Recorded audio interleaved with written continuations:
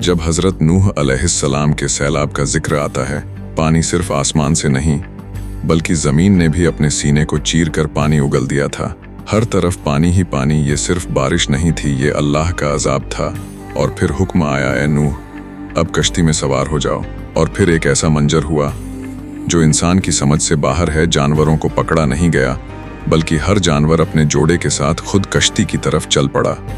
शेर और बकरी एक ही जगह, सांप और परिंदा एक ही सफर पर। ना कोई शिकार, ना कोई डर, क्योंकि उस वक्त अल्लाह ने फितरत को भी रोक दिया था। कश्ती सिर्फ पानी पर नहीं चल रही थी, वो अल्लाह की निगरानी में चल रही थी। इसी दौरान हजरत नूह अलैहिस्सलाम ने अपने बेटे को पुकारा, ए मेरे बेटे, हमारे साथ कश्ती में आ जाओ और काफिरों के साथ मत रहो। लेकिन जवाब घमंड से भरा था, मैं किसी ऊंचे पहाड़ पर चढ़ जाऊंगा जो मुझे बचा लेगा। नूह अलैहिस्सलाम ने फरमाया, आज अल्लाह के हुक्म से कोई बचाने वाला नहीं सिवाय उसके जिस पर अल्लाह रहमत फरमाए। और फिर एक ऊंची खौफनाक लहर आई और बाप और बेटे के दरमियान हमेशा के लिए फासला डाल गई।